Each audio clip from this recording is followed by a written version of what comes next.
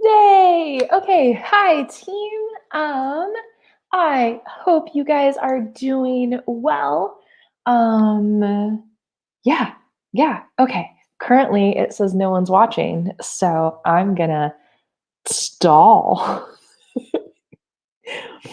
and hope one or two people pop up. So that's the plan. That's the plan. Um Not sure I like that little counter in the upper corner that says whether or not anyone's watching. Whenever I do these by myself, right, I always feel like I'm sort of just talking to the void. Um, yeah, and that's just reaffirming those fears. So that's really cool. Um, Anywho, cool. Okay. Um, I guess I am gonna. I don't know. I won't keep stalling. Um, so, there was trying to have a debate on modern day debate tonight, but with Kent Hovind, is who that was supposed to be with, talking about young Earth creationism, all that stuff. But scheduling issues is to my understanding, um, kind of couldn't quite get it scheduled or on his calendar or something. So, um, trying to get it rescheduled now. James over at Modern Day Debate is working on that, so that's super cool. Um, I did have one person when I put up the poll on my community page on the channel to be like, hey, anybody want to uh, vote on what I should chat about tonight? And actually 20 people voted, so that was very cool. Thank you guys so much for your engagement, especially that was all last minute. Um,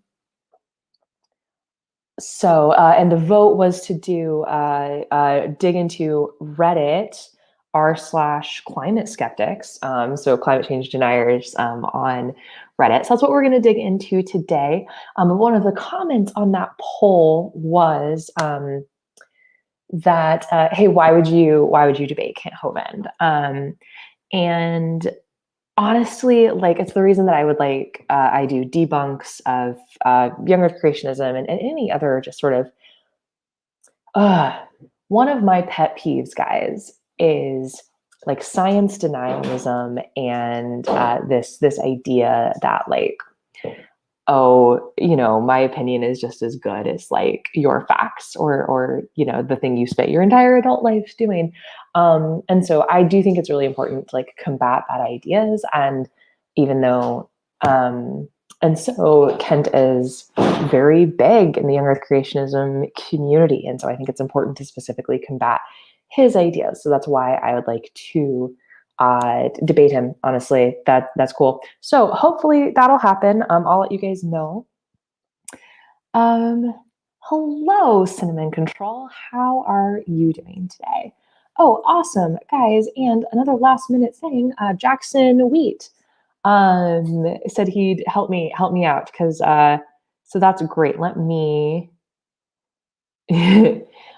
Yes, they're very bad at this in Reddit. So let me add Jackson to the stream. Hello, how are you doing today?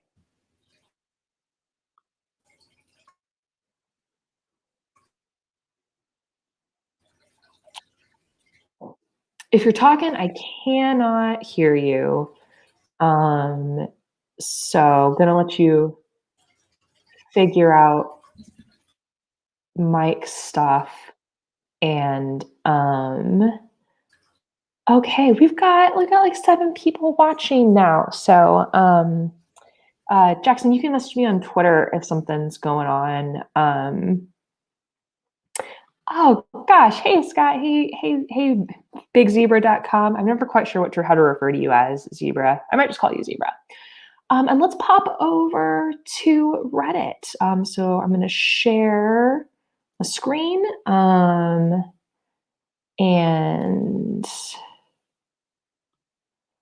We're going to share this sucker. Okay, so I'm going to do that. We're going to remove you. We're going to add you. You there, Jackson? Can you hear me now? Yes, brilliant. Awesome. Sorry about that. my internet is in Louisiana, so you know. Yeah, that's fair. That's fair. I have the most boring backdrop because this is the only place in my house I can sit and like be at my computer and close enough to the internet router to stream. So Understandable. Yeah, you can't really see much. There's like the corner of a phylogenetic tree chart in my background, but mostly it's just window. So gotcha. Yeah. Okay. Sweet. I'll just call you Zebra. Okay. So what I thought we would do, Jackson and chat and team, is take a look at r/climate skeptics. I do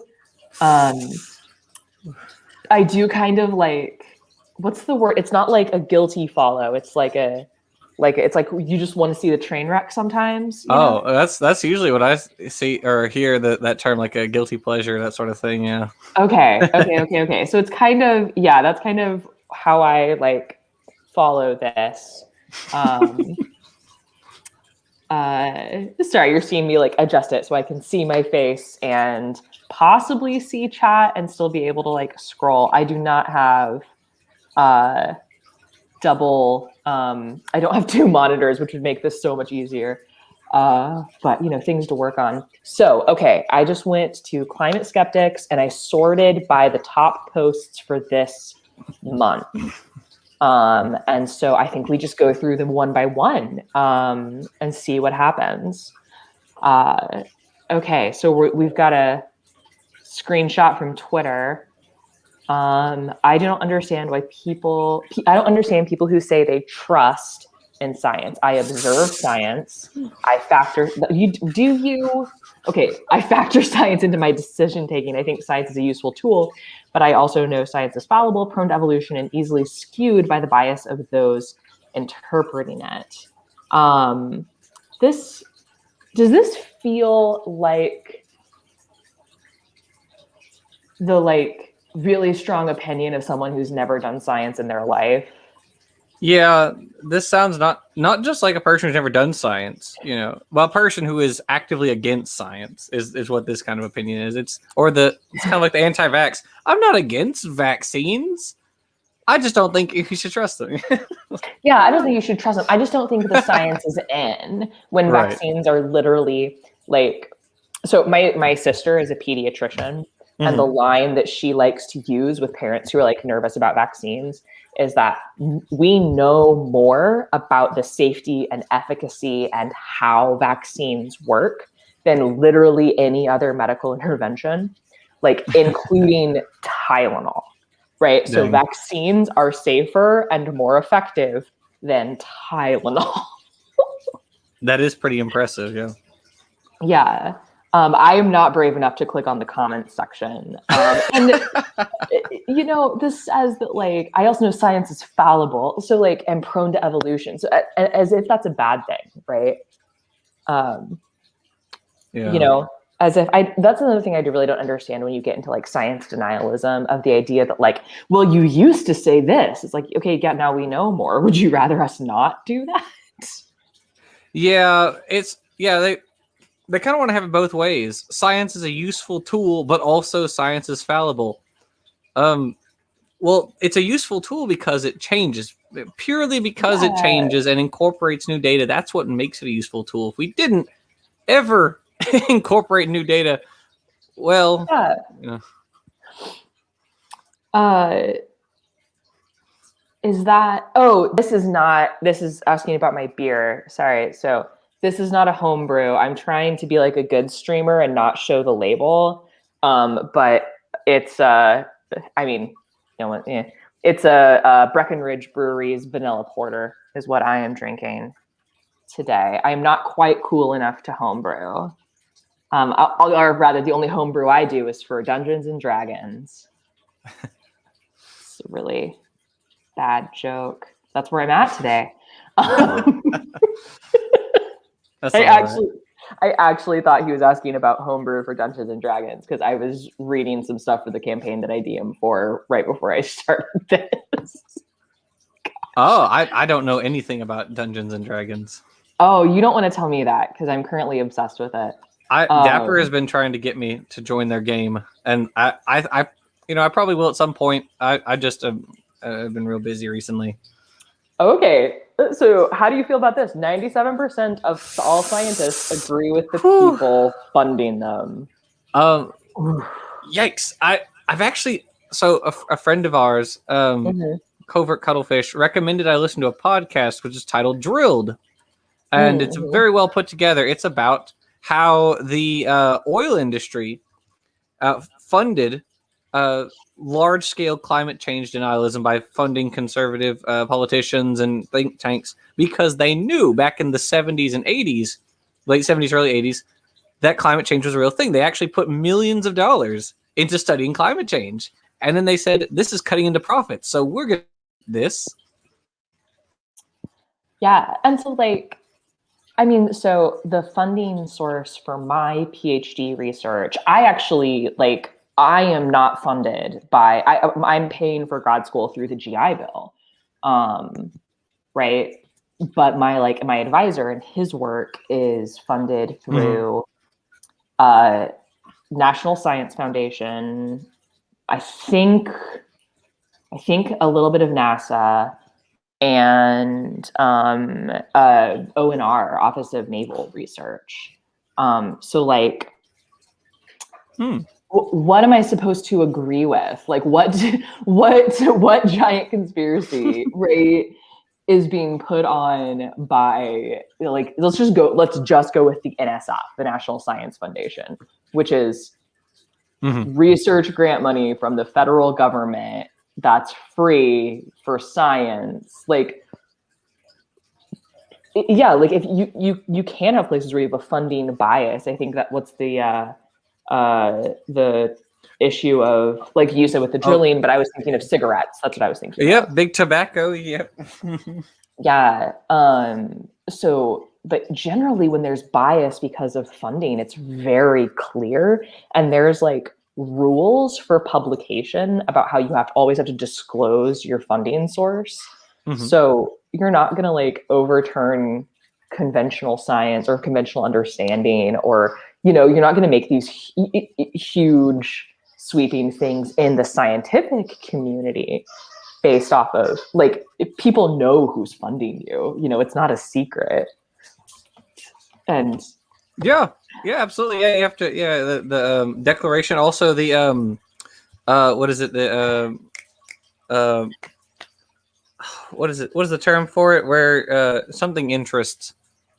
Conflicting interest. Conflicting interest. Yeah. Conflict of interest. There you go. Yeah, that's another one you have to disclose in your paper.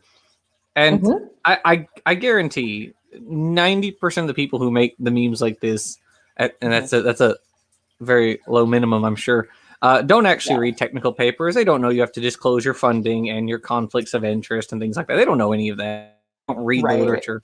So, and I think maybe where there is the disconnect is, like, when you read whatever comes across your like news feed in the morning, like scientists discover, and it's some like, I read that and I'm like, that's nonsense, So maybe like when it gets down to the level of pop science, where it's not, you don't have the same level of just level upon level upon level of checks and balances, and did you actually do it right? Yeah. Okay. I also I think they didn't even manage to take the watermark out of their stock. They didn't. It's still there. Yeah, look at that. I was like, is my screen dirty, or no, that's moving with it. That's the stock footage. Okay. Okay. CNN gaslights readers on failed ocean predictions. Let's see. Okay. Ocean currents are slowing down due to climate change, and global warming is speeding up Earth's massive ocean currents. These are a year apart. Yeah, they're a year apart. And also, so this is pop science.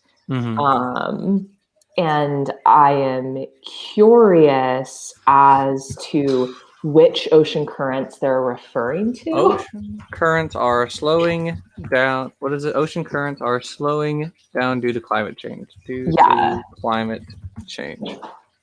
Ocean Because currents are slowing down due to climate change. I'm not sure how much. Sorry, Jackson, what is your field? I'm so sorry, I don't know that. I'm working on my master's in zoology currently. Got it. Okay. So ocean currents, there's lots of different ocean currents, but baseline, there's surface currents that are driven by global surface winds, right? And then there's like the deep ocean currents that are driven by not the surface winds. So I don't know as much about them, right? So when we're talking about... So... Yeah. Oh, I'm sorry. No, you're good. What do you got? I was trying to figure out where because they cited in the... Oh, that's interesting. Is science down at the moment? Oh, Science Mag. It's okay. Nope, there it goes. Okay. I'm trying to find link back to where the Gulf Stream system at its weakest in 1600 years, study shows. Okay. So that's not talking about like, and I'm going to make a guess, right? That CNN article is referring to a different one of Earth's ocean currents, right? Because it turns out, right, that like, that different places on planet Earth are differently affected by climate change, right? So it can cause... Wow, would you be surprised to know you're right? That I just see, you guys. Sometimes when I pull things out of my ass on stream, I'm right. You are absolutely correct. So the CNN article is referring to a Nature piece on anomalously weak Labrador Sea convection and Atlantic overturning during the past 150 years. Meanwhile, the Science Mag article is about the entirety of the Earth. Oh, okay. So, gotcha. Yeah, so that's like, we know that globally the Earth is warming up, and there are places in Antarctica that have gotten colder, and you see like sea ice growth that you definitely don't see like anywhere else. So you can locally have strange effects.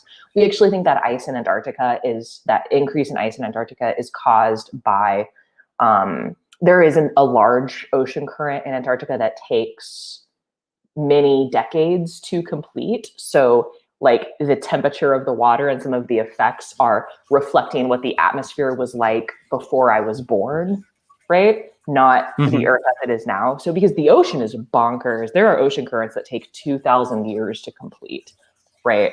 So, when people want climate to make accurate predictions about like, well, how is this thing that we haven't even observed a full loop of it, how is that going to affect to change? And like, I don't know, man. Like, we can make some good guesses, but like our inability to forecast something 2,000 years into the future isn't the same as like forecasting something 100 years into the future.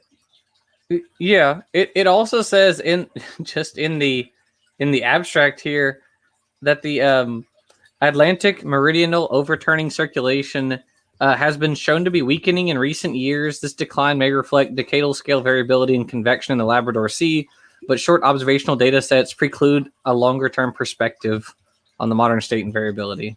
Don't you love? And yeah, there absolutely are. So like ENSO is El Nino, La Nina years. That's a type of climate change or climate oscillation. Sorry, that's a better word. That happens, you kind of see a full cycle every like 5-ish years, right? So we know that there are these decadal cycles, climate cycles that happen on the order of magnitude of like 10-ish years, 10 to maybe 20, 30 years. But turns out we've got a pretty good handle on a lot of those. Okay. All right. Let's go to the third post. And then this is ABC News, right? This isn't like actually citing a scientific paper. Media claims disastrous higher wind speeds after claiming lower wind speeds. So, and even just reading the like teaser here, winds across the United States may be slowing down. Wind gusts in Lake Erie, those are actually two completely different things. Winds versus wind gusts. So winds are talking about like over the span of a month, right? Sort of what's the average wind speed? You know, that's very much a climate thing. So a good average value is like 10 meters per second. I'm sorry, I can only science and metric. I can only science and metric, and I can only like real life in English units. It's very confusing. Interesting. In the first one, I found both of them. It says, so this one, it seems like it's like one study. This was back in 2009. This is a study that says the winds may be dying down, but they're not quite sure about it yet. They disagree whether or not it's actually happening. So as of right now. Yeah, actually, I'm not surprised that there's disagreement about like, so like actually answering that question of like, what will a warming planet do to the average wind speed in Oklahoma? That's actually a very difficult question to answer. You know, it's much harder to answer that than say like, will the sea level rise, right? And by how much? That one's easier to answer. But yeah, just a quick note that they're talking about wind gusts across Lake Erie. That's like the first is talking about the mean, the average state, and the second is specifically talking about the deviation from the average. So yeah, so they're actually both are wind, but they're still very different things. Yeah.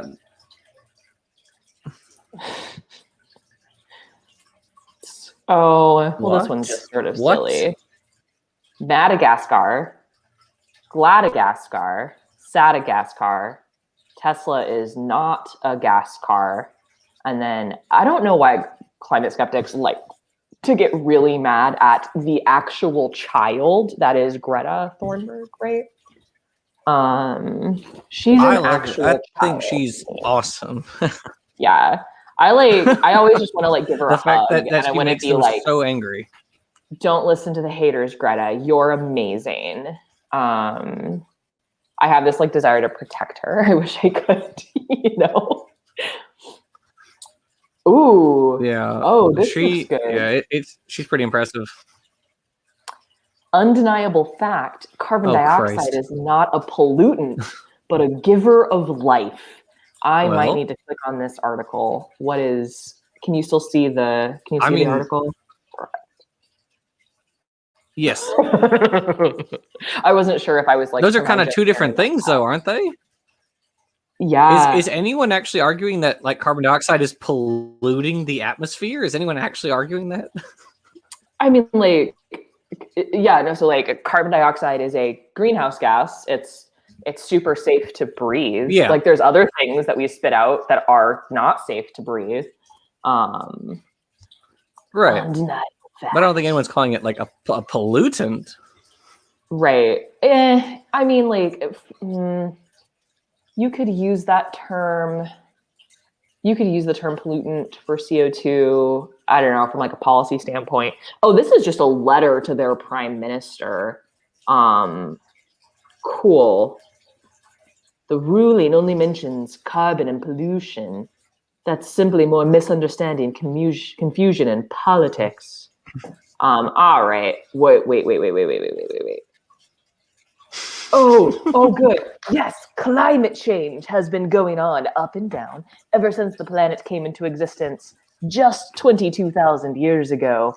The whole eastern part of... Oh, okay, sorry. That's a period. I thought you were saying the planet. I was like, whoa. 22,000 years ago, and I was going to get really excited.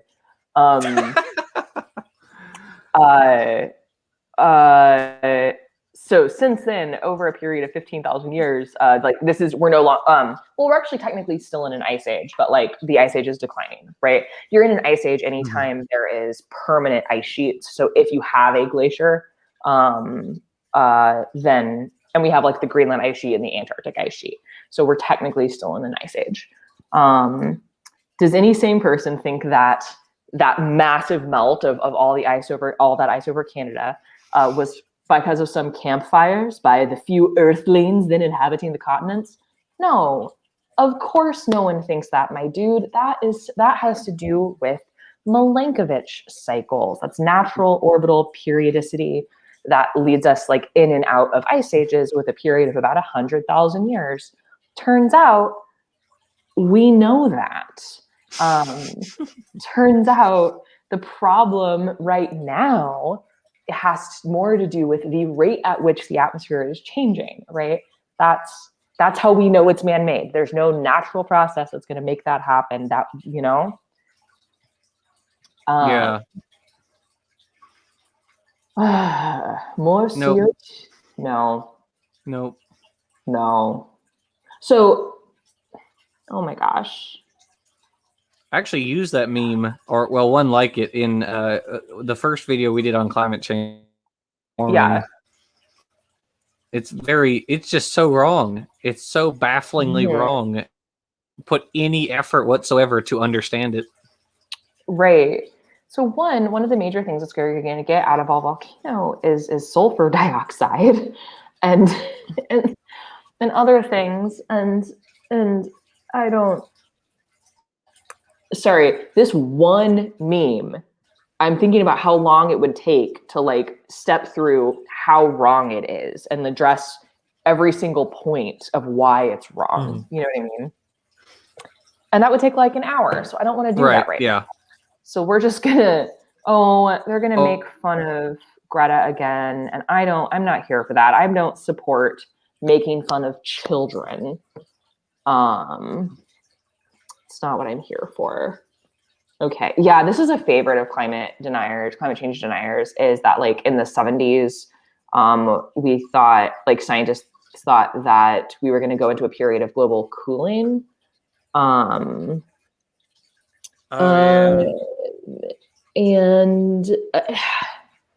this may be just like me being a sort of young scientist, but in weather, like the game completely changed in about 1979, right? Because guys, that's when weather satellites came into existence. So there are whole parts of the Earth, and specifically like what I study, Arctic weather. And we do not have observations of the Arctic before 1979, right? Like I don't have any data that exists before 1979. So like when people are like, but in 1972, they thought this. And I'm like, guys, they were working off of like, they like might as well have been hot air balloons and telegraphs, right? And sorry, I don't mean to like disparage the science that was done then, because like my work absolutely depends on it. But when I think about like how few resources they had, like it's just not even a thing. Right. Mace Windex, excellent little thumbnail there, man. What did you miss? We're digging into climate change deniers of Reddit. That's what I'm doing with my Monday evening, and Jackson's kind enough to hang out with me. Okay, so this sounded like fun. Yeah, I'm not even sure if I click on this, can I read it? Okay, I can kind of read that. This is from the Department of Geological Sciences. Oh, there's your first problem. It's the geologists. Yeah, that is kind of an issue. We have the geologists. So existing data still don't allow to forecast the precise timing. That's fine. Okay, the main conclusion of the meeting was that a global deterioration of climate by order of magnitude larger than any hitherto experienced by civilized mankind is a very real probability, and indeed may be due very soon. The cooling has natural cause and falls within a rank of processes which produced the last ice age. This is a surprising result based largely on recent studies of deep sea sediments. Yeah, so that's, I don't even think these are meteorologists, or I'm not even sure climate science was a thing at this period in time. You know what I mean? Like climate science is Right. very, Yeah. it's a new field. Meteorology is a young field overall. Um, uh, yeah. Okay. All right. I'm bored with this. Oh my gosh. There was climate change before cars and coal power. Of course there was. Oh my gosh. We know this. Uh, Do you truly know anything? The first meme said so. Did the first meme said so. Yeah. So what caused climate yeah, change we don't know anything. 5,000 years ago? Honestly, man, probably natural climate cycles. Like it's a thing. Or, you know, a great example of where you can directly point to man-made climate change, like local man-made climate change that, you know, didn't require excess CO2 emissions, right? Is the Dust Mm-hmm. Bowl. The Dust Bowl was a climate disaster that was just caused by, it was caused by over farming. And trying to farm. So there was a brief period where this otherwise desert region got Mm-hmm. like a lot of it, like it had like 10 years where it just had excess rain, and that was in like the teens and 20s, like 19 teens, 1920s. So there was a Mm-hmm. high demand for wheat, right? So the US was shipping wheat For to Europe. Jackson wheat? No. For the crop wheat, the US was Tragic. producing a ton of wheat to ship to Europe during World War One, right? And so you have this region that was like, because of sort of a decadal fluctuation, not normally able to farm wheat. All of a sudden you could farm wheat. And so you have all these people show up, stake claims, start farming, and just cut out all of the like natural grass that was there, right? And that natural like plains Mm-hmm. grass, right, has a very deep root, so it can hold on to that soil in the drought, right? And then you have Mm-hmm. this mix of, we come out of World War One, so wheat prices start to drop, right? And the drought and the normal kind of drought state comes back. So but people who are farming there, in order to try to keep like the same level of profits, so now they have to plant more, right? More and more Mm-hmm. wheat to try to make the same amount of money they did the year before. And they just completely devastate the ecosystem. And then we get a period of drought, and you get the Dust Bowl, right? Mm-hmm. Coupled with the Great Depression. So like that is a climate disaster that, you know, those regions of the Panhandle of Oklahoma and Texas and Kansas, Colorado, those areas, like the Great Plains, those like the great like grass plains, Mm-hmm. that ecosystem has not recovered 100 years later. So like 20 years of farming the wrong thing in the wrong place, 100 years, and it hasn't recovered. Like That's not good. it's not good. But I'm so confused by people who think that like humans don't have the ability to affect our environment. You know what I mean? Mm-hmm. Um, Yeah. Yeah. Kind of silly. yeah.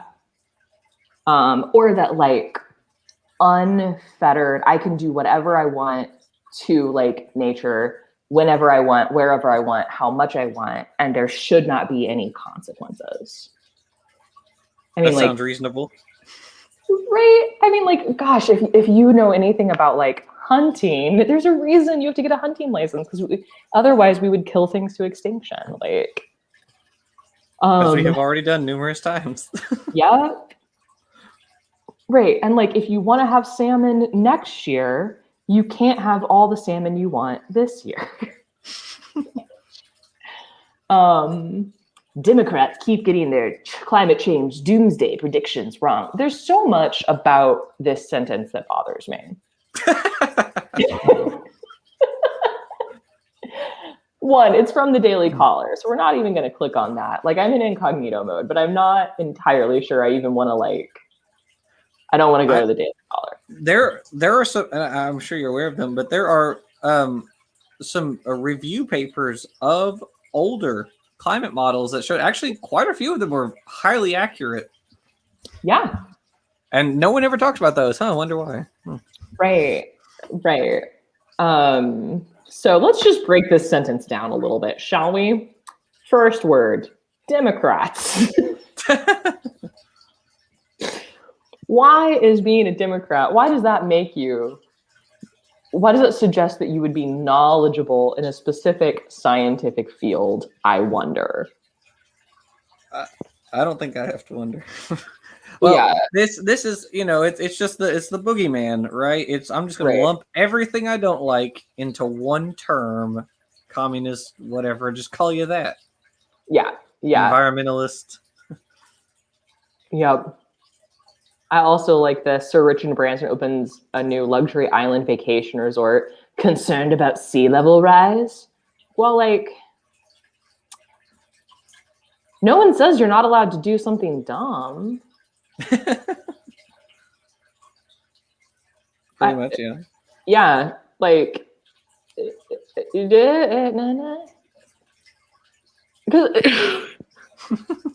like, because one dude spent a bunch of money, therefore climate change, is that the logic? Is that the logic here? Therefore climate change isn't real?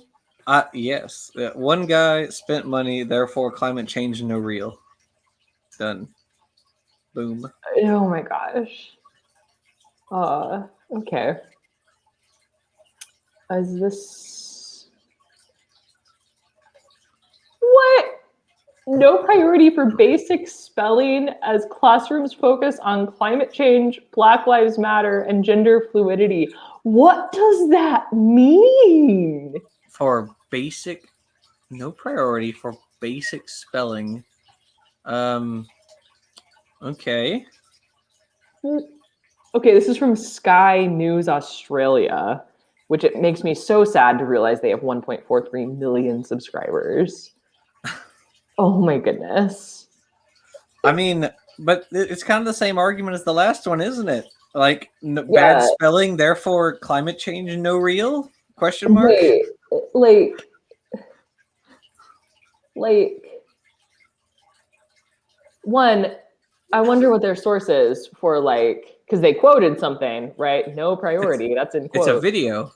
It's a video. Oh God, we could watch it. Oh no, I'm gonna regret this.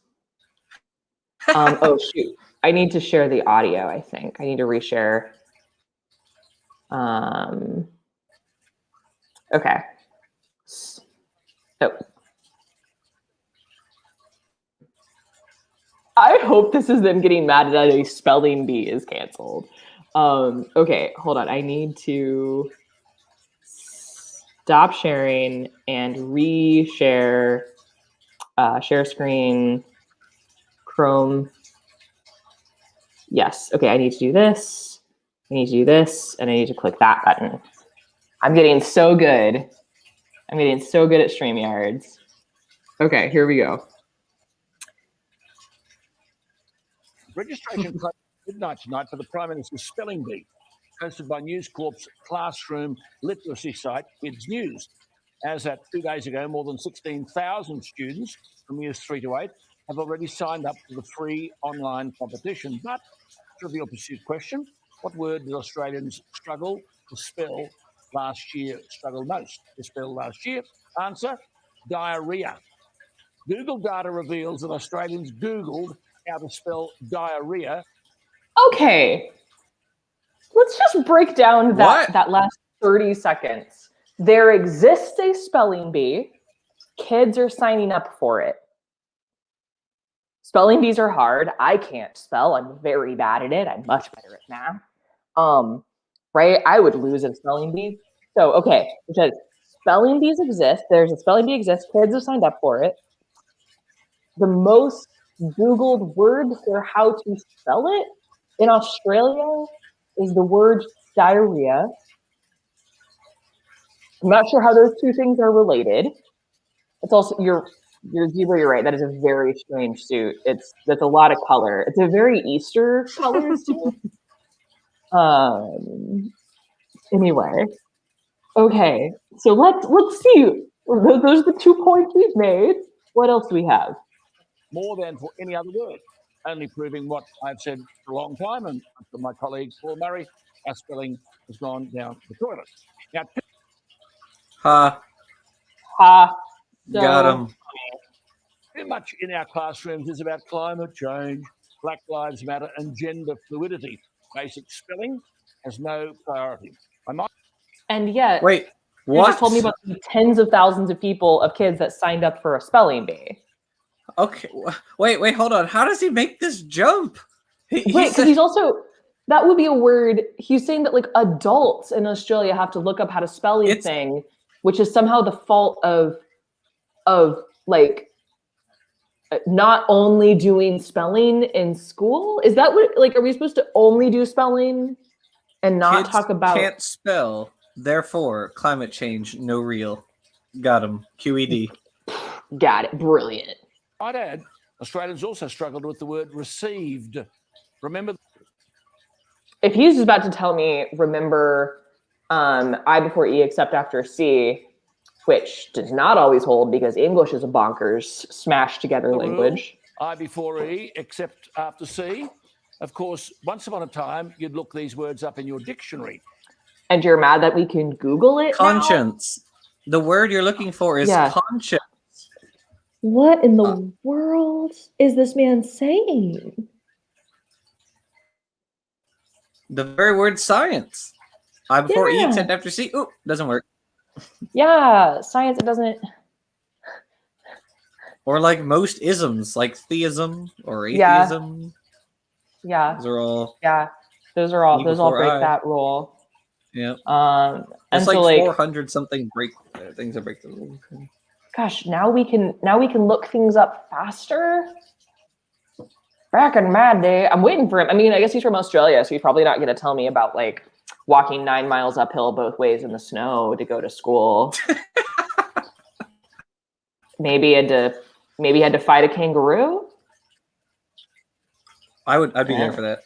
I'd be there for that. Glad to see it. I want to see what else. We've gone on such a journey in the minute we've watched this video. We've gone on such a journey. Whereas now we're all captives of Googling. But there's a trick. You can't use a dictionary if you can't spell. Mix that with the downfall of rote learning, and we've bred late. The downfall of, so just straight up memorization, but memorization doesn't necessarily mean understanding. Like, gosh. Yeah, I'm not really understanding this whole argument. No, I'm not. And this is supposed to be closing comments, and this is a man in a suit on the TV, right? He's supposed to be able to good at communicating. I feel like that's his whole job. When it comes to spelling, all our devices have autocorrect, so when we type a message now, we are alerted if something is spelled incorrectly. As Mark Latham. Right. Before, y'all just spelled things incorrectly, like a lot. Have you read Chaucer? Have you read the Canterbury Tales? Like, champion of English literature, right? Like, Hallmark, one of the best works. Spelling is so bad.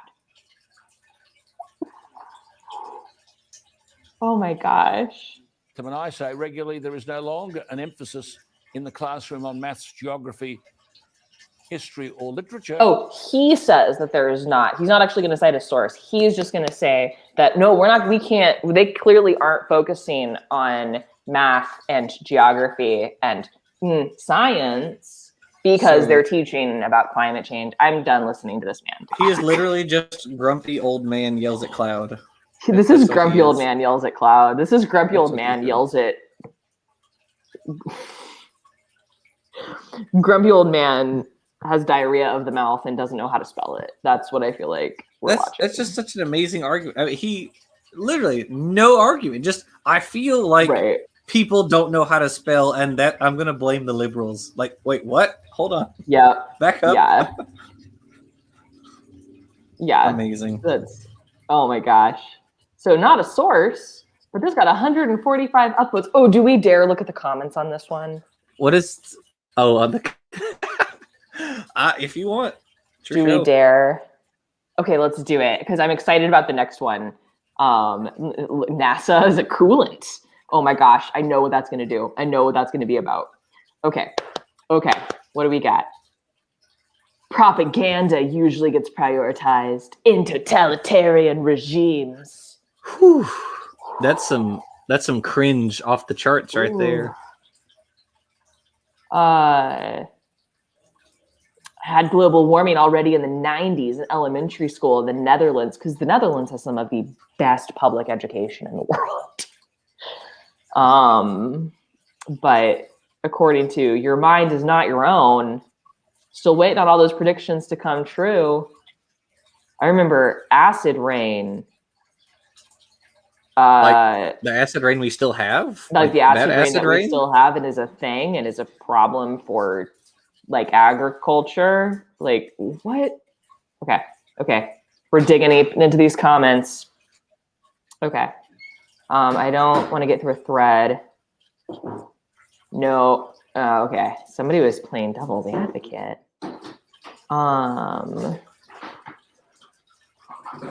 An entire generation will have to learn how to code. They aren't learning spit. No wonder they're demanding free chit. They will need it. What?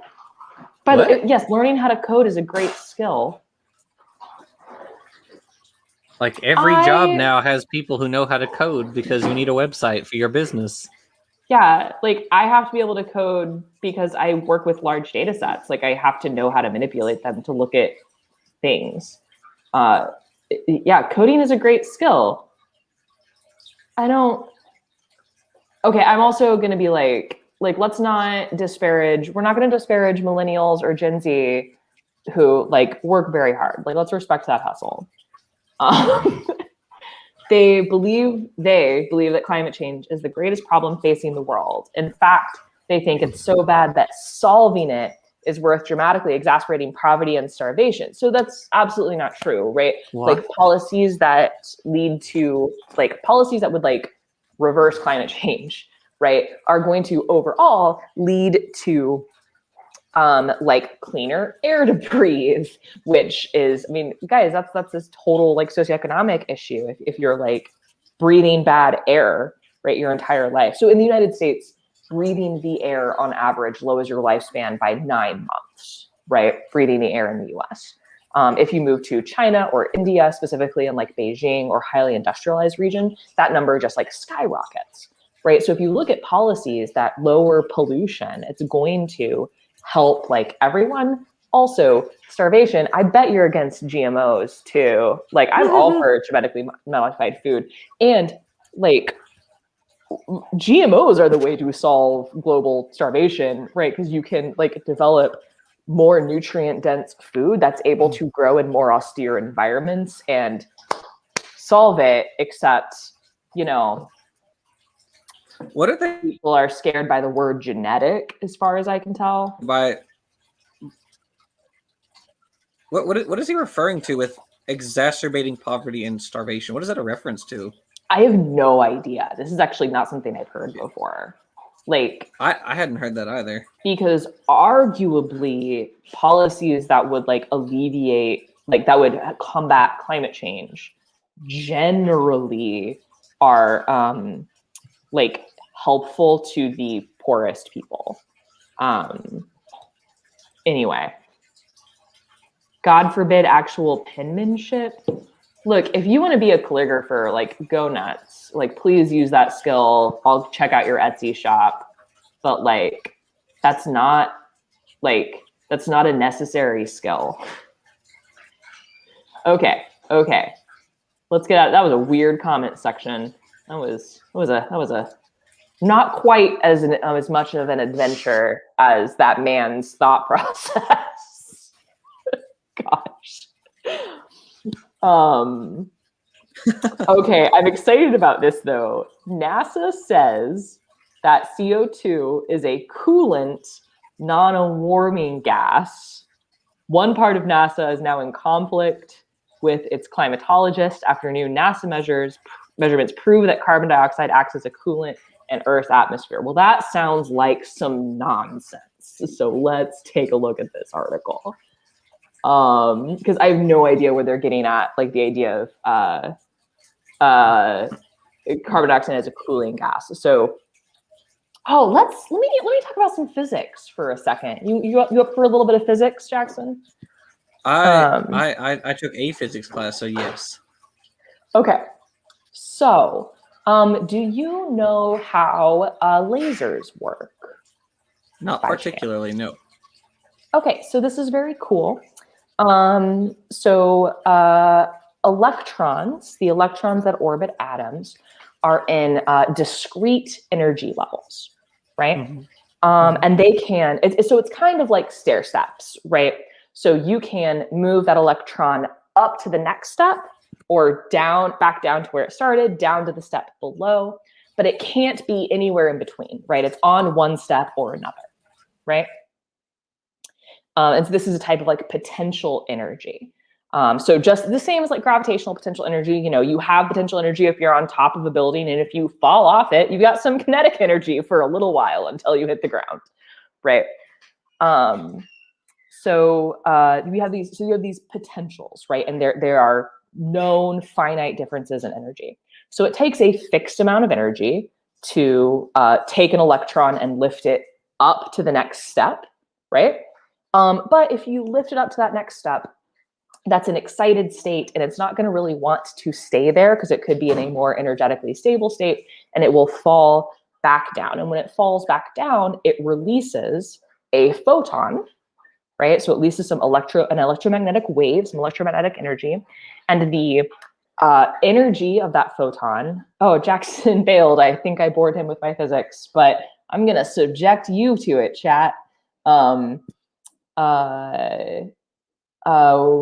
When it falls back down, so the energy of that photon, which is directly related to its wavelength, is that fixed value, the difference in the potential energy of the step it fell from to the step it fell to, right?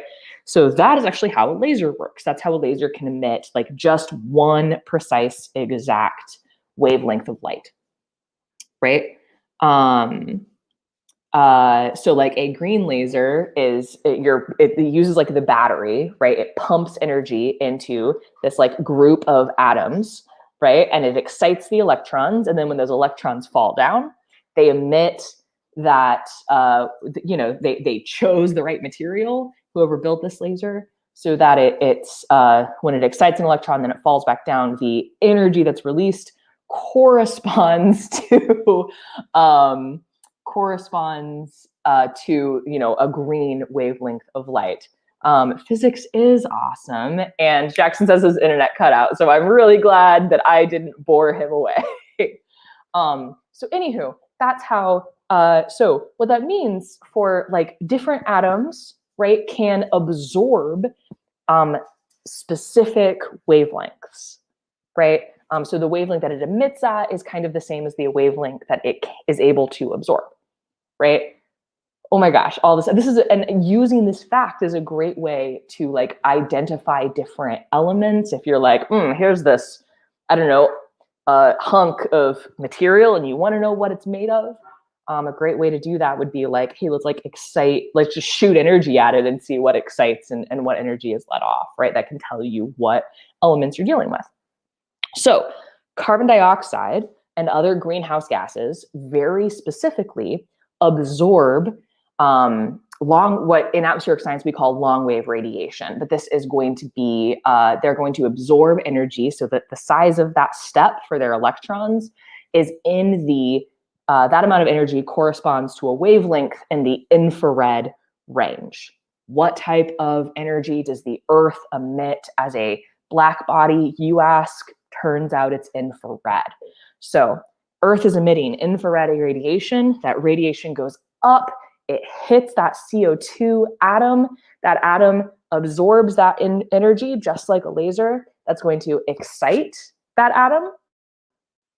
And then when it falls back down from its excited state to its rest state, it re-emits that infrared radiation in all directions. So some it emits straight back up to space, but about half of it emits down to planet Earth, right? And so that energy goes back down to Earth, Earth reabsorbs it, sends it back up. So we get this like loop, heating loop of energy coming up from the Earth, hitting greenhouse gases. So that is like a known thing, right? That is like demonstrable in a lab of how carbon dioxide and methane and water vapor and other greenhouse gases are going to specifically interact with the energy that is the wavelength that's coming right out of the ground, right? So with that knowledge in mind, with all that in mind, let's take a look at what this article says. Oh goodness, they're citing the Huffington Post team, that super prestigious scientific journal. Okay.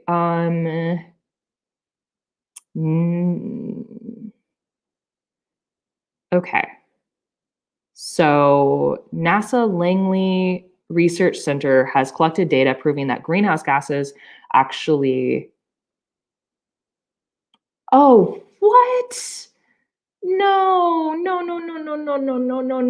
Oh, goodness. Okay, gosh. Okay, this is so bad. So carbon dioxide, nitric acid, and O are two substances playing a key role in energy balance of air above the planet's surface. Okay, thank you, creationists. Oh, hey, Dapper. Sorry, I'm on another. Hi, Dapper. Jackson abandoned me when I started explaining lasers, which is the story I'm telling, even though his internet just went out. Well, that sounds like Jackson either way you tell that story. Oh, okay. So we're looking at, apparently NASA says that carbon dioxide is a cooling, not a greenhouse gas. So that's fun. You know, of course, that's just global warming is just a control mechanism behind a global elite, okay? Yeah. We all know that. Absolutely. Okay. Oh, by the way, this is from 2012. Goodness. Oh. Well, that's pretty recent for creationists. Fair. For meteorology stuff, this is already old, right? Like meteorology is such a young field. Things happen really fast. Yeah, we talked about that. It's like, you know, sometimes in paleontology, you might be referencing a work from like 1850, and that's okay. But there are other times where it's like, dude, this paper's been superseded in the last 2 months. What's wrong with you? And the paper's like 6 months old. Yeah. Okay. You see what I just highlighted? Carbon dioxide and nitric oxide are natural thermostats. When the upper atmosphere or the thermosphere heats up, these molecules try as hard as they can to shed that heat back into space. So, Dapper. Okay. Do you know what the 4 layers of the atmosphere are? Isn't the thermosphere like the top one? Yep. The one that, while it has a ridiculous temperature, carries basically no heat? Yep. The one where the space station is? Yep. Okay. Okay. Now look, I'm no meteorologist, so I don't know, but Yeah. So, guys. Hooray that carbon dioxide in the most diffuse and pointless part of the atmosphere can shed heat. Mm-hmm. Well, yay! Oh my gosh. Okay. Got any math on that? Because I'll bet it doesn't come out to a net loss of heat. No, it does not. All right, team. So the atmosphere, like ogres, have layers.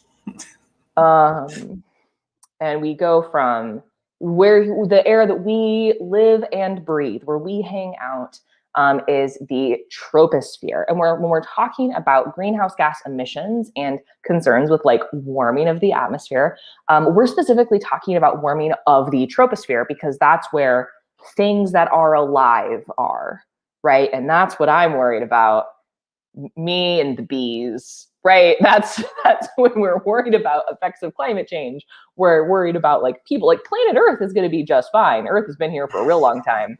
Earth Yes, the physical rock will go nowhere. It's not going anywhere. It's fine. We might not be. Earth will be fine. And again, the bees and other things that live here, the polar bears. But you see, if you believe in evolution, then you believe eventually everything's going to die anyway, and nothing will matter. So why are you worried about global warming? Yeah. I'm sorry. I know your debate with Hovind was delayed, so I'm trying to do a little bit to try to like give you the experience of having debated Kent Hovind. Is it working? A little bit. if I need to hear the voice, I can just listen to the Dr. Josh. Oh, he has the best Kent Hovind impression. One. See, the key is I have an okay one, but I have to have done it for a while, and sometimes alcohol helps. Mm-hmm. Alcohol gives me my Southern accent back.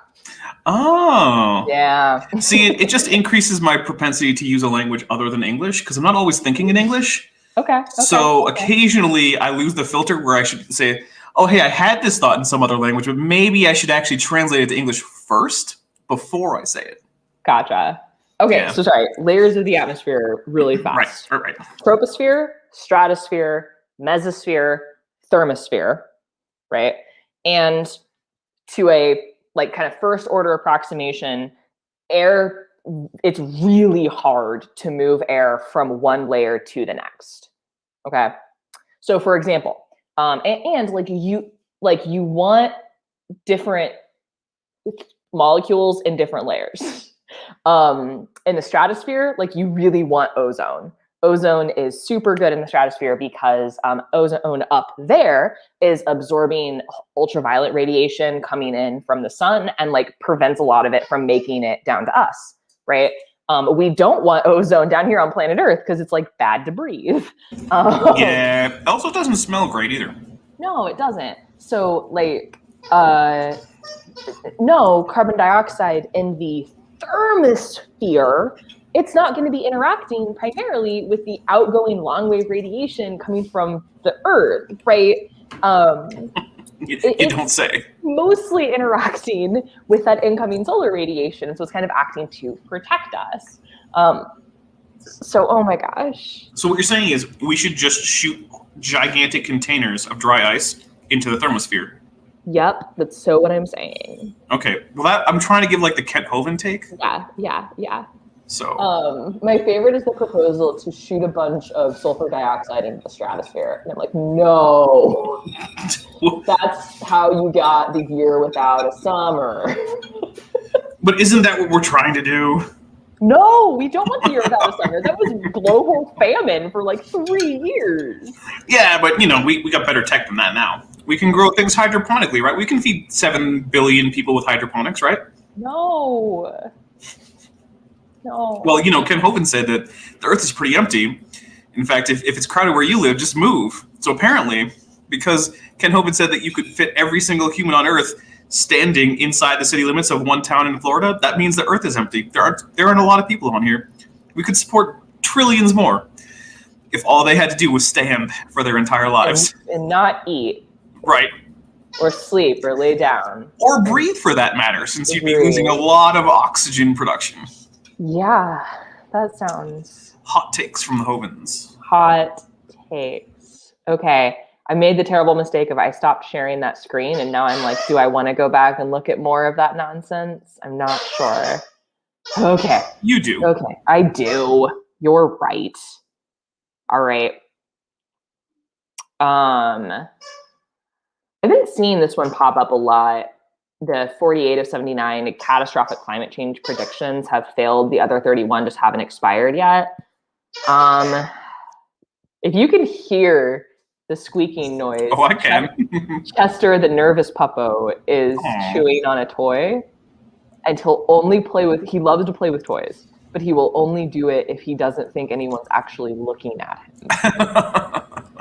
So I'm trying to not. There's 2 dogs here, and one of them likes playing with toys, and the other one just gets jealous when the other one is playing with toys, but she won't play with toys on her own. Which is weird. It's like you had no interest in this toy 3 seconds ago. Now the other dog is chewing on it, and you're fascinated with having it. Yeah. Yeah. Chester, of the two dogs, only Chester is really interested in toys. Yeah. He also weirdly likes to throw them. So I'll just be like sitting on the couch and all of a sudden I'll see like a stuffed, his favorite right now is a like plushy donut. Okay. And I'll just see it like fling through the air because he'll get it in his mouth and like toss it. Oh yeah. You know who I kind of blame for a lot of this? Like, oh, look at all of these predictions that didn't come true. I kind of blame Al Gore because let's be honest, he made some BS quote unquote predictions, and he made them very confidently, and a lot of people who weren't super in on the research got behind them, and yeah. So I kind of blame the inventor of the internet, Al Gore. Which, by the way, guys, he didn't actually invent the internet. He did kind of sort of say he did, though. Oh, goodness. Look. Okay, so just read this. So this is, new paper that was published by, this is the American Association for the Advancement of Science. Exposed a string of repeated apocalyptic forecast failures over the last 50 years made by such activists as Al Gore, Paul Ehrlich, and Tim Flannery. And the IPCC has a cataclysmic forecast, had already failed, and 3 others that will expire, and that. So I don't know about the specific IPCC report there, but Deborah, I'm not sure if you were intentionally predicting that they were going to say like what Al Gore said hasn't happened. I was predicting it based on the fact that I know people who go around in the like climate change denial, or as it's sort of now turning into the climate change, I don't even know what to call it, like downplaying the significance of. Yeah. And the thing is that some people on this list did in fact harm the cause of science in terms of telling people how serious it is and isn't. But other things are, they'll say, oh, this disastrous prediction didn't come true. And it's like, well, yeah, that was the worst case scenario if we did nothing and our current carbon use trends continued on. That didn't happen. So what did happen are more in line with the kind of middle of the road predictions. Yeah, and so people are also like, people said that we would have like an ice-free summer in the Arctic. Like, when is that going to happen? So that's a great question. That's what I wrestle with because my research is all in like how the atmosphere affects seasonal sea ice change. And like, I can't tell you if I can tell you that we're going to have a summer, ice-free summer in the Arctic, however you say that. We'll have that sometime in the next 100 years, right? Right. It's not going to be this year, and it's probably not going to be next year. Well, and the other thing that's is about all I got. We're also assuming that, current trends continue with humans. Humans could change that. Probably not the Arctic at this point. Well, maybe not the Arctic. It's not going to change. Probably not. But the thing is that a lot of times what the news likes to report on is the worst version. Because let's face it, gloom and doom sells. If it's like, oh hey, our most dire predictions say that in 2030 there will be no ice in the Arctic, well, that's a headline. But if it's like our most generous estimates say that in 2110 we might have no ice in the Arctic, that no one cares. Right. And that's actually a huge problem. Actually, as we're getting into hurricane season, team, I might have to bust out my rant against the Weather Channel and how they report on hurricanes. Because I think so. Okay, how you report meteorology matters a whole lot, right? I'm sorry, Chester's chewing on the stuffed donut again, and it's really cute, but I can't acknowledge it. My thing with the Weather Channel is they never say a thing about the electromagnetic wake that we all know is what really causes hurricanes. Clearly. Sorry, I'm just trolling this entire stream. I apologize. No, you're okay, dude. There's a lot of research inside of meteorology of like the social science of how do you how does the way that we communicate information, like how do we like effectively warn the public, right? And the boy who cried wolf is a real problem, right? So the National Weather Service is very, very careful and cautious and thoughtful about the manner in which they communicate forecasts, right? Because we know that if today I tell you, hey, a tornado is absolutely 100% certain gonna come hit your house, and then it doesn't, Right. you just lost all faith in me, right? Yep. But like weather channels, right? So Weather Channel, AccuVision, all of these like for-profit weather companies, they're competing for your attention. They're competing for eyeballs, right? So they don't have that same restraint in forecasting as like publicly funded weather services, and it bothers me immensely. Yes, Russia is absolutely rubbing their hands together as they prep for new trade routes up and in the Arctic. There's also like a ton of oil that's there that's about to be accessible that hasn't been before. This is why my research gets funded, because this is actually, I said earlier, like some of my research is funded by the Office of Naval Research, because we care a lot about when sea lanes in the Arctic are open. And there are sea lanes open in the Arctic now that have not been open in, as far as we know, any human history, right? Well, I think that brings in one of the things, which is that a lot of times people who are trying to downplay the significance of climate change will point out to certain groups that will be winners in terms of the next 100 years or so of climate trends. And the thing is, anytime there's a change, yes, there's going to be winners. The question is it going to likely be a net positive or net negative for, say, the species? In other words, will there be a lot more winners or a lot more losers? And it's very hard to find any predictions that don't end up with a lot more losers than a few winners. Because, yeah, I'm sure that the people living in northern Siberia will be just fine with the global temperature going up a few degrees. But all of the people living, say, in the tropics or the near tropics probably won't be so okay with it. And that's a lot more people. Absolutely. I just went to the next Reddit post and I'm mad. I'm so mad. Look. Yeah, this is a weird... Okay, so the thing is, it is the case that human technology has made the world better for living. And as a result, fewer people die of what are essentially weather-related incidents. We have better prediction. Even just when it comes to like heat waves, right? More people have access to things like air conditioning, or when it comes to cold, like, weird freezes and deep cold, like Arctic blasts or whatever. More people have effective heating. Okay. But there are questions that come up with things like, you can't air condition your cornfields. Yeah. Well, and also what this is plotting are not climate deaths, right? A flood is a weather phenomena, not a climate phenomena. Yeah. Right. And exactly what you said. I've got actually one of the earliest videos I did was I talked about, are you familiar with the Great Galveston Hurricane of 1900? I was on the other side of the country at the time, so no. 1900? I'm 150 million years old, Maddie. Oh, right. Sorry. Okay. So that is, to this day, the deadliest natural disaster in U.S. history. A hurricane came and hit Galveston, and because this was pre-satellites, it was like a Cat 4, right? So for you non-Americans, that's in Texas.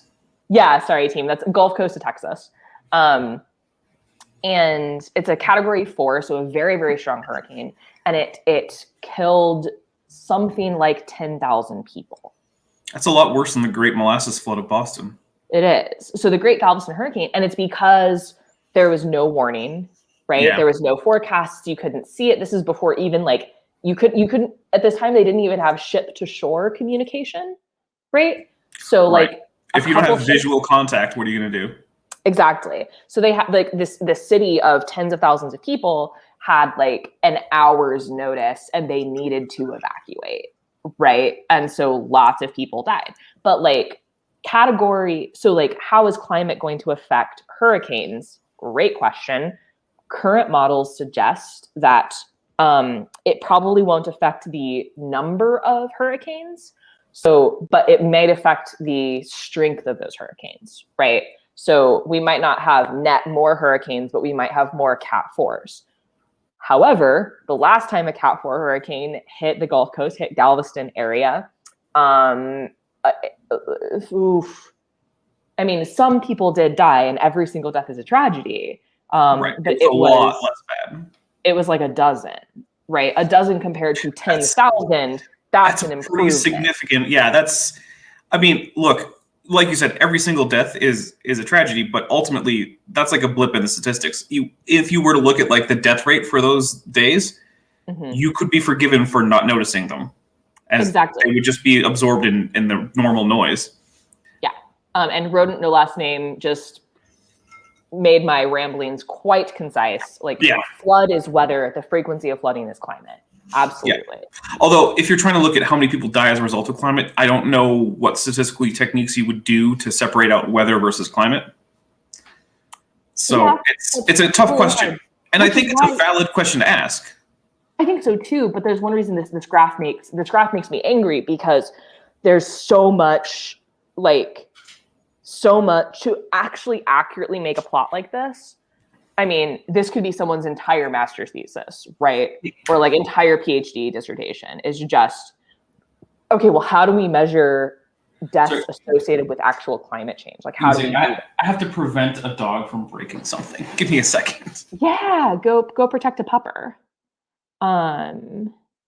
So there's so much in this plot that's just like, again, this is a thing that would like to really dig into to try to express like why this plot makes me angry, right? And why it's just like it means nothing. Would take a couple hours. Okay, so we've been going for about an hour and 15. Let's maybe get a couple more. I made some sort of somewhat ersatz chicken katsu, and I put the plate insufficiently high, so the dog was going to go for it. And I was like, that's just going to end in a shattered plate, so... Absolutely. Yeah, go protect your pupper. Oh, she's safe now. It's way too high for her. It's now 4 or 5 times her body height away from her. Oh, good. Oh, good. Let's look at fun facts. Squidward. Oh, Squidward. Oh, honey. Earth's atmosphere, 78% nitrogen, 21% oxygen, and CO2 is less than 0.03%. That's true. Okay. Let's put 0.03% of your volume of blood in terms of hydrogen cyanide and see how it affects your body. Let's just find out. I was about to make that same analogy, but with arsenic. Some things have a disproportionate effect on the system compared to the percent by weight or volume. Yeah. Shocker. And why are we not worried about nitrogen, team? Because nitrogen doesn't do anything. Right. It might as well not exist except for the pressure it adds. Yeah. Oh my goodness. Yeah, it turns out small amounts of things can have big effects. Oh, and I want to address what Dave Cowdery said there. Oh. Which is he said yeah, so I wasn't interpreting it that way, Dave, because he said I wasn't saying the Arctic lands are a good thing. It has geopolitical consequences as well. So, I wasn't. It was just I used your comment as a springboard to talk about the fact that I'm just going to call them climate skeptics because I don't have a great term. But yeah, I was just using it as a springboard to talk about the fact that climate skeptics will take this particular fact that yes, there will be some people who win when the climate kind of settles out into a new equilibrium. Unless, of course, it goes really, really badly, which I guess it could. I think it will still settle out in a situation where humans can survive. I'm skeptical of the claim that it's going to be the extinction event of humanity. Let me put it this way. I have not seen, I'm not sure, I don't know how to make that type of prediction. And I haven't seen a paper that, like a scientific paper that addresses that in a way that kind of makes sense to me, a meteorologist, right? Yeah. Yeah. Yeah. All right. Cool, Dave. No, I really appreciate your comment. I'm really glad you brought that up because when I get on stream, I forget about really basic things such as my own research. You're live on camera. Suddenly, everything freezes. What's going on? Suddenly, everything. I know nothing. That was like, oh my gosh. Okay, I'm pretty sure I am like undiagnosed dyslexic, right? Because things that I can't do, especially in pressure situations like on stream or during the test I took for my tropical meteorology class last week, remember east and west. Like I cannot keep them straight. Like this is ridiculous. I am a grown woman. I am intelligent. I am well educated, and I literally look at maps of the earth every single day, and I can't keep east and west, or even most days left and right straight. And I that doesn't sound like dyslexia, but I don't know. I'm not a psychologist or whatever. So this one is a weird one, right? Yeah. So much of the social history of the Western world over the past 3 decades has been a history of replacing what worked with what sounded good. First of all, I don't know when this quote happened. So the last 3 decades is a pretty small window of time, especially given how long Thomas Sowell has been around. Because he's in like his late 80s, I think, and he's an economist, first of all. So he's been working for, 50-ish years? But he's also not in the field of climate science at all. What he touches on are things like tax and welfare policy and, things like giving advice on whether or not various stimulus packages are a good idea. And by the way, spoiler alert for Thomas Sowell, the answer is usually no. And like things like that. Like he's an economist. And it even says the social history. He's not talking about the climate. I can't imagine that if I could track this down, that this isn't a book about climate change. The farthest away that I've ever seen him go from just plain old macroeconomics was his book. I think it was titled Race, Class, and Economics. And the only reason it kind of steered away from that is because some of the explanatory mechanisms that he used to describe long-term trends in racially or ethnically definable subgroups or demographics had to do with certain aspects of both their culture and surrounding culture, which kind of takes it a bit away from macroeconomics, where he normally goes. But like that's as far outside, and it still uses the word economics in the title. He's not talking about climate change. I promise. Sorry, I want to take a look at Rodent, last name's comment here. Weather satellites just by giving 2 days warning of a hurricane to save so many lives and prevent so much property damage that has paid for the entire NASA budget since its inception. Dude, if you have a source for that, can you email it to me? Because a video that I want to do and want to spend some time on is like why NASA is a very good thing and we should continue to fund them to do things. Because one of the things that actually really drives me nuts is when people are like, why do we give all this money to NASA to go look at space rocks? I'm like, no. Oh my gosh, don't defund NASA. NASA's the only reason that we have like weather satellites. And so if you have a source for that, I'd really appreciate it if you could send it to me, sciencesiteup@gmail.com, because that's a video that's going to be like a long time in production and coming. But Maddie, if you can't read Hebrew, and you look up NASA in a Hebrew lexicon, a word that kind of looks like it's pronounced NASA means to deceive. So, yeah. So, I mean, that means that all that they're telling us are lies, including somehow the weather predictions that they're somehow getting. Right. It's like, well, I can't read Hebrew, so that clearly must be true. Yeah. Look, guys, if you're looking at the pronunciation guide in the Hebrew lexicon and there's a dot over the S, don't ignore it. It doesn't mean anything. Just pretend that it doesn't exist. I promise, S, a dot over the S, and the little underscore S, those are all totally the same sound, I promise. They're really not, though. They're all different actual sounds. Yeah. Do you know which came first? Weather satellite? I'm guessing spy satellites because... I don't know, but yeah, my intuition would go spy, because you got to remember that space funding started out as military funding. Yeah. Although even a spy sat will give you weather information. So there's not as big a distinction as you might think.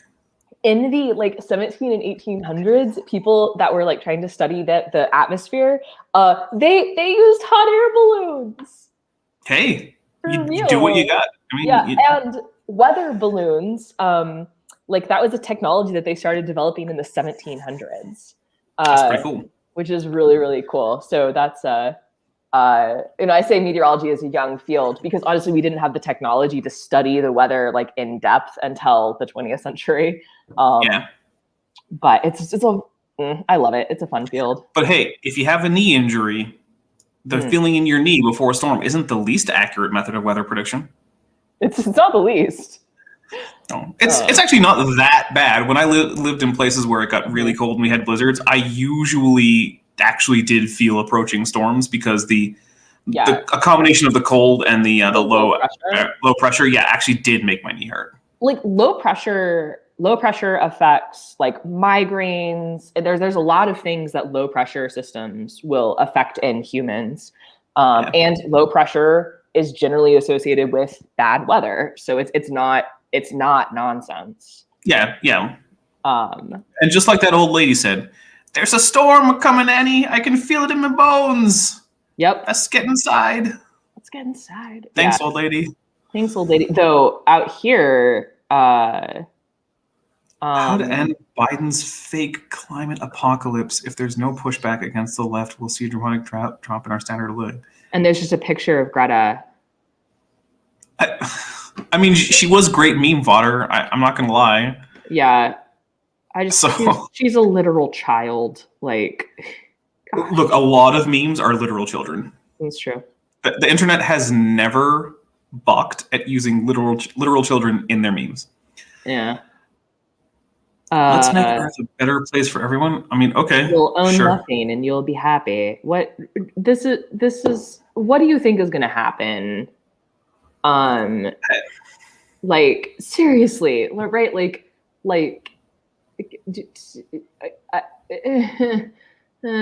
how in the world do we get from the Earth is warming up because of carbon dioxide emissions and we should maybe do something about that to abolish personal property, right, to communism? Like, right. How do you do that? It's a pretty tenuous link. The best I can come up with is people who tend to be more concerned with climate change tend to be politically farther on the left than the people in this subreddit. Yeah. And people who are in favor of communism also are more on the left than people in the subreddit. So I think it's just a genetic fallacy. Gotcha. Oh, okay. So okay, Paul, I see your comment. Just a second. I want to talk about David. Also, real quick, someone asked if Thomas Howell was an Austrian economist. I think he's a monetarist, but it's been too long, so I'm not positive. Economics is not my field, and I've never taken a class in it. That's really frustrating. Has this like woman never seen? Have you not seen like the GOES 16 satellite? It's beautiful. It captures it takes pictures so fast. You get like lightning flash data out of it, and it's brilliant.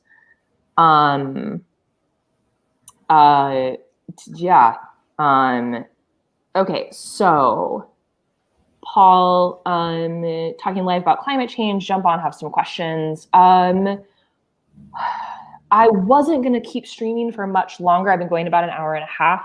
But I can bring you on for maybe like 15, 20 minutes if you're good for that.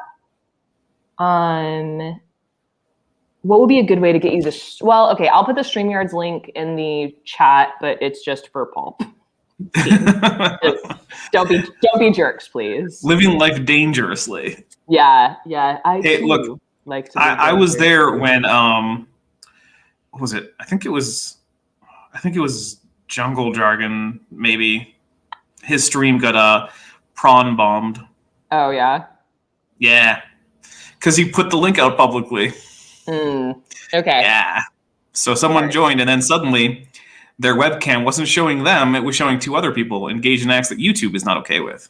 Oh no. Okay. Yeah. Well, I'm living dangerously. It's just for Paul. If your name isn't Paul, you cannot join unless you're also a dinosaur. And you have to be on camera if you're a dinosaur. Prove it. Yeah. Oh, Maddie, did you see my my flat Earth webcam? No, I didn't. That's because I debated flat Earth the other day. I saw that. I thought about jumping on and listening and like lending you moral support, and I just ooh. Now, see, the fun thing is it's centered on the South Pole, so I've Okay. exactly mirrored the standard flat Earth quote unquote model to Yeah. actually work better for the Southern Hemisphere because one of the Nice. people I was debating was an Australian. Very nice. He's like, "You've got the sun going the wrong way." It's like, "No, I don't. This has sunrise in the east and sunset in the west, and the the stars circle in the correct." Oh, hey, Paul, Hiya. how are you? Yeah, not too bad. Good. So, Paul, would you mind? So, you reached out to me, I think, through comments a bit ago. Would you sort of explain what you wanted to chat about? Yeah, what it is I'm not a climate denier. I do obviously admit that there is climate change and it probably is caused by man. But what observation I've got or what comment I've got is, do you think the media is what is the problem with people not believing in man-made climate change? And the reason I'm saying that is if you go back to what was it called? The Inconvenient Truth, for instance. I mean, when that first came out, that absolutely convinced me. And then I found out from the media that a lot of things that were said in that were exactly accurate. I mean, I think you predicted by 2020 that there'd be no ice caps left at all, they'd be totally gone. And you get all these, and the media does the same thing. I think it was, about 1984, they told us that the Maldives, I think it was, would be totally gone by the year 2000, totally gone. So we get all these predictions from the media, which seem to be massive predictions. Then 20, 30 years later, when they don't come true, people start thinking, is there any truth to this climate change? And they think, do you think that that is probably one of the worst things that is happening to turn people against climate change? Because I feel.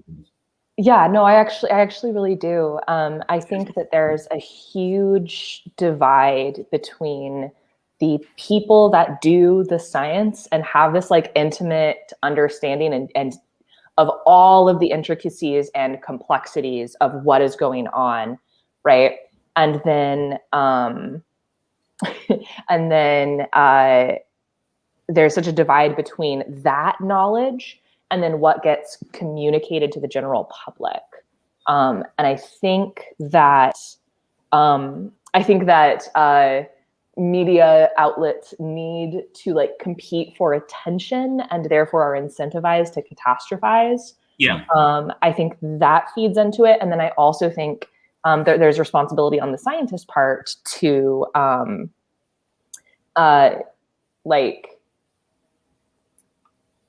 to be able to communicate those ideas to someone who is not a specialist in the field, right?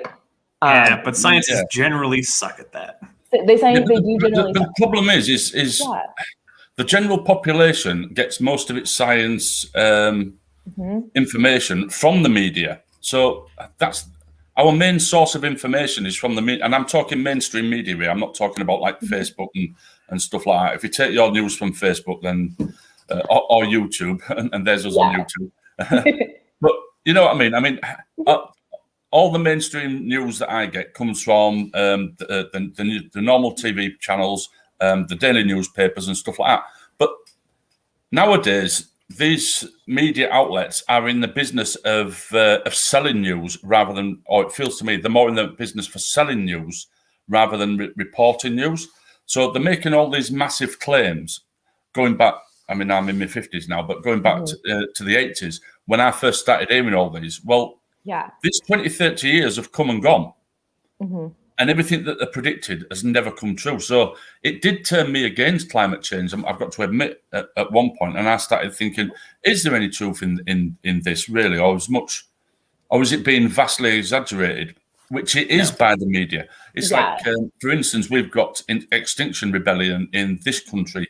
And seriously, the news people, the normal news was filming these people, and you had middle-aged women, I'm not joking, crying because their grandkids were not going to survive the next 12 years. They actually believed, when they give us this 12-year window, that literally within 12 years, everything's gone. The whole world has absolutely disappeared. No more human beings. And I'm not joking. They're literally that's quite unlikely on the TV Yeah, because they believe that the grandkids will never grow up. That sounds really irresponsible communication to me. So let's chat for a little bit, if you don't mind, about that specific prediction about polar ice caps. There's going to be no more ice, right? It's going to be gone by, I think it was 2020. Yeah, it was, yeah. Okay. So the way that we sort of predict climate, right, is you have, gosh, I'm actually trying to get it up and running on my local computing cluster, and it's a nightmare, but we have these computer models, right? And they're hugely complicated. Most the ones in the States are actually open source, so you could download it and get it to run on your laptop if you're Python and Linux savvy. If you want, it's called I use CESM community ensemble something model. But you take that, and I'm going to run this model 100 years, 200, 300 years into the future on my computer. Another scientist is going to run it on their computer, right? And everybody, lots of different scientists all do this. And all of our answers are going to be just a little bit different, right? That's expected. So some of that has to do with maybe we're starting it up with different atmospheric states. So maybe my temperature measurement is 10 degrees off from yours, right? And so when we start at slightly different points, we end up at slightly different points, right? And there's even get errors down to my computer processor works a little different, so my model is a little different than yours. And this is also the type of math is called a chaotic system, which means there's a lot of just inherent variability, right? So lots of different people run all these different climate models, and so we get a spread of answers, right? So if we're just thinking about that ice, when a polar ice cap's going to be gone, right? It's not going to give us a date, it's going to give us a range, right? It'll say, so maybe the most extreme model, right, the one that lost the ice the fastest said 2020, and the one that lost the ice the slowest said 2120, right? So maybe you have 100-year spread. Well, if you ran your model out for 1,000 years, a 100-year spread is that's kind of normal when we're talking about climate processes, right? And in reality, it's not going to be 2020. It's probably not going to be 2020. It's probably not going to be 2120. It's going to be somewhere in the middle, right? But what gets reported? The most extreme. The earliest one, the most extreme. And so that's because trying to explain, well, we have this spread of answers, and it could be as early as 2020, it could be as late as 2120, but it's probably somewhere in between, but I can't actually give you a better answer than sometime in this 100-year range, right? That's really the best science answer I can give. That's, I'm sure, really dissatisfying to you, because you're like, well, what am I supposed to do with that? Is that, so okay, with that kind of knowledge about how that polar ice cap answer spread, what are your thoughts right now? What, as in the ice caps? Yeah. So I guess, sorry, I'm trying to ask, does that kind of make sense? Yeah. Okay. Yeah, it does. It does make sense, because the way I look at it is these computer models. It like you said, it all depends on what information you put in it, and you could put something silly in, like if I don't know, let's think of something off the top of my head. If the population of ginger people was to increase, then the temperature would increase. If you put that in the model and then increase the amount of ginger people there was, which has got nothing to do with climate change, it would calculate that model. So it all depends on what parameters you actually put in the model to what information it gives out. So, plus as well, maybe some of the parameters that get put into these models may not be correct, or they might not be as severe as what we predict they might be. And that could also give you a false reading as well.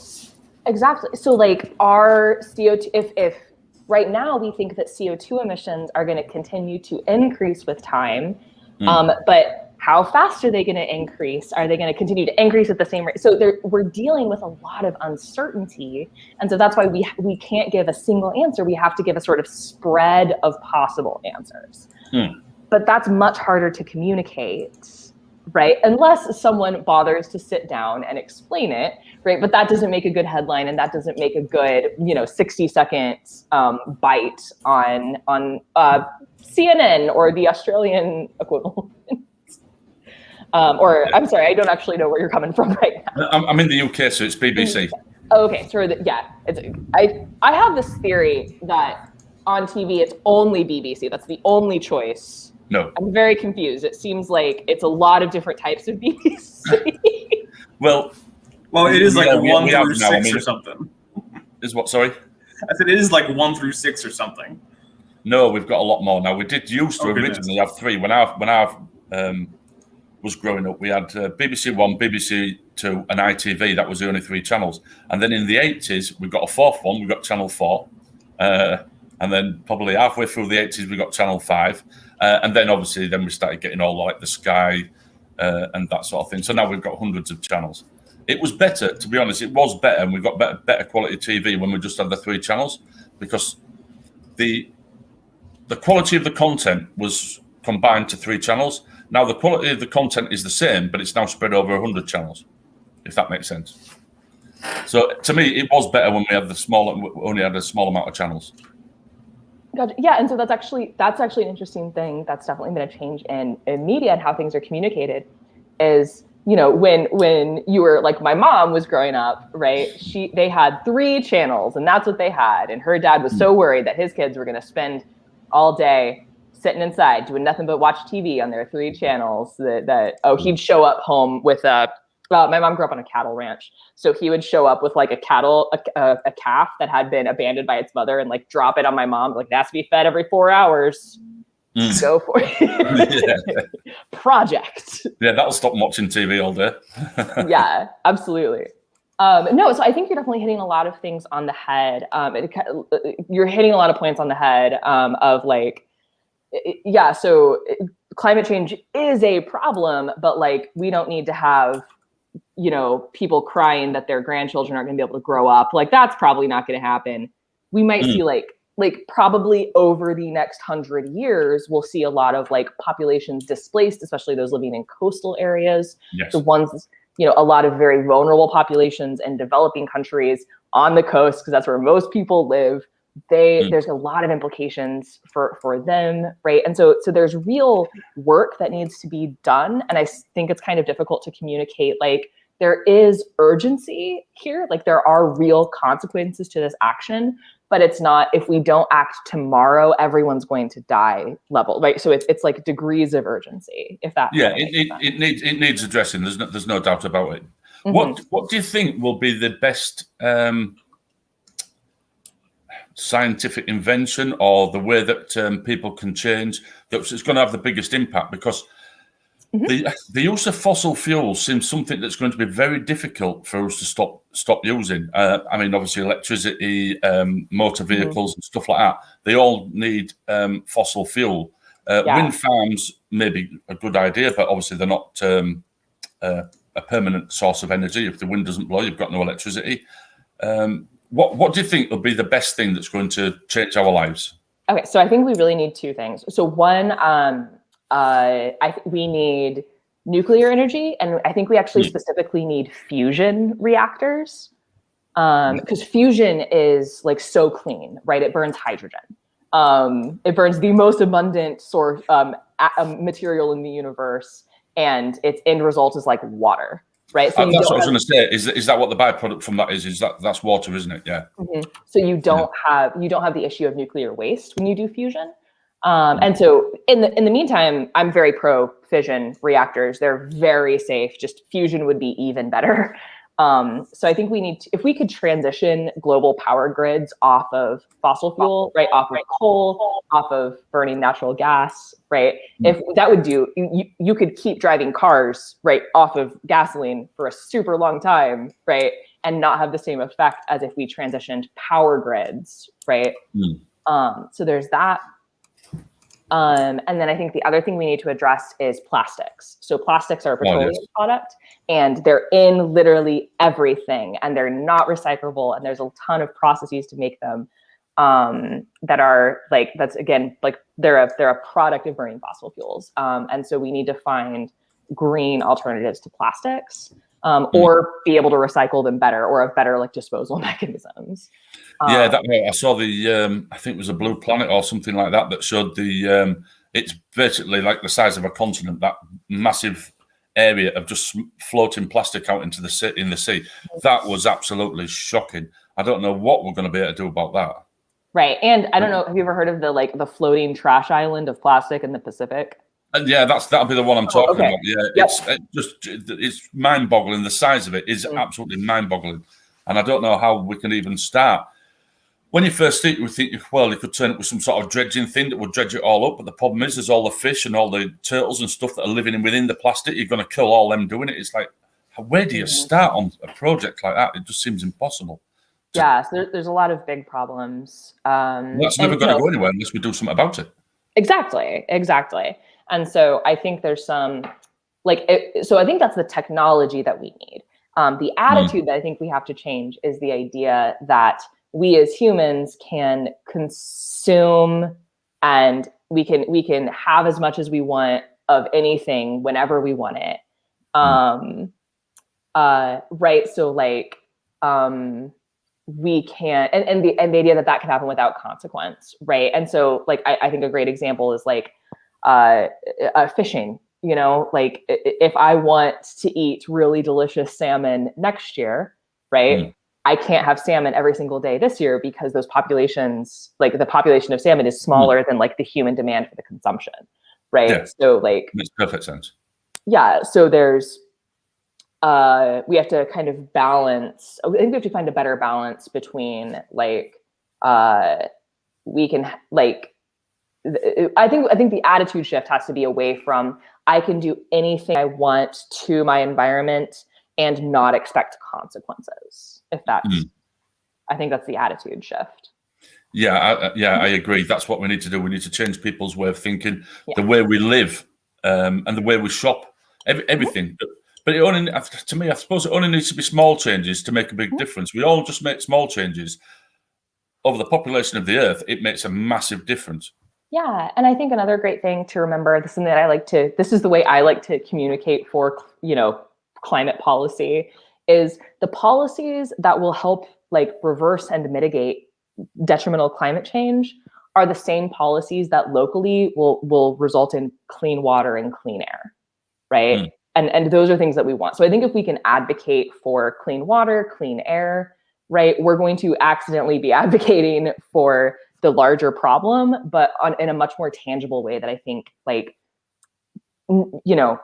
people that don't think about climate all day, every day can grasp and see the benefit of, right?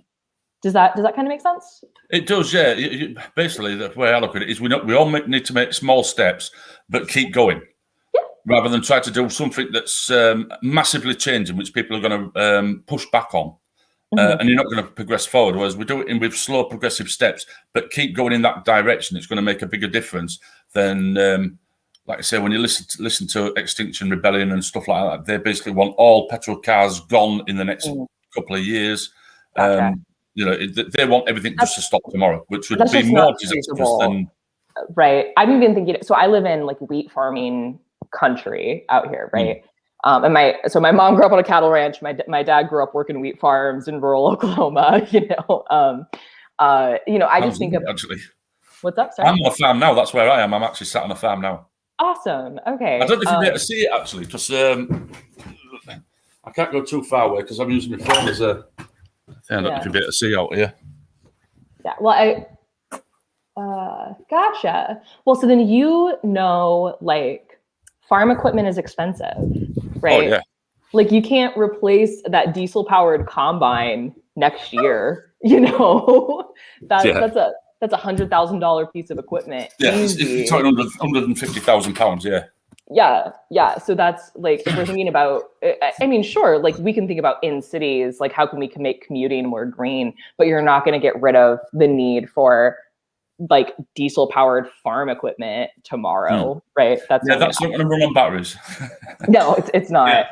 And even if we go with all electric cars, unless the power grid itself is going to become more clean, if you're running your electric car in a place where you're getting coal power for electricity, congratulations, you now have a coal burning car. I'm not sure why you think that's an improvement. Yes, I know. I've said that myself. Exactly the same thing. What's going to happen is if we all go to electric cars, the amount that the fuel that the power grids are going to use is going to double because they're going to need to produce more fuel for everybody to power the cars. Yeah. And then you drive down the street thinking that you're driving on clean energy, and you're not. No, you're not. So while I've got you here, were there any other like questions or like things that didn't make sense or things that kind of made you went about climate science that I can answer for you or I can try to address? No, because like I say, I'm not a climate denier. I fully agree that climate change is happening, and it has been made worse, obviously, by what we're doing with CO2 going into the atmosphere. I just feel that the media is what is to blame for people turning away from climate change, because it did me. I suppose you could have classed me as a man-made climate change denier to some extent, because I was just, whenever I was hearing anything from the media, I was just thinking, no, I'm not taking a notice of that, because they've been saying this for the last 30 years and everything, and I mean, everything they predicted had never come true. And I think that's fair. And it's like what you said with the boy who cried wolf with hurricanes, right? If the media is always making sensational claims that don't come true, well, when they make realistic claims that are noteworthy and you should be concerned about, well, you might not be. Yeah, you can only be lied to so many times, and what they have put out is lies. What they've put out, because what they've done is they've over-exaggerated. They haven't really told what the scientists have said. They've exaggerated what the scientists say. And I totally acknowledge that's what they've done. They've exaggerated what scientists have said, because they're in the business of selling news rather than reporting news. 30, 40 years ago, there was probably more in the business of giving the news, but now they're definitely in the business of selling it. Yeah. Well, and 30 years ago, I wasn't alive, so I don't know. Yeah. Thanks very much. Anyway, I won't keep you too long. I'm sorry for ambushing your stream, but actually. I subscribed to your channel after you was on Modern Day Debates debating. What's his Natalie? Name? Natalie Thompson? Nathan Thompson. Yeah. And obviously, me and you, Dapo, was on Friday. But you made my job so easy. I didn't have to do anything. I just sat there. Have you watched it? I haven't. I struggle to watch Flat Earther stuff because I feel my IQ dropping every time I do. Yeah, you're not alone. Look. You know that meme from Billy Madison where the announcer is like, what you have just said is the stupidest thing I've ever heard in my life. Everyone in this room is now dumber for having heard it. I award you no points, and may God have mercy on your soul. I feel like that clip needs to be played at the end of every statement by a flat earther. Yeah, it does. Yeah. It does. So anyway, I won't keep you too long. I'm actually at work, so I'm just going to sit back and watch the rest of this and then jump on to something else when it turns up. So, yeah, thanks for letting me in, and thanks for answering some of my questions. Yeah. Have a great night. Have a good night. Paul. Yep, I will do. All right, I'll leave you to it. Catch you all later. Bye. Man, it's going to be like 3 a.m. for Paul right now or something I know.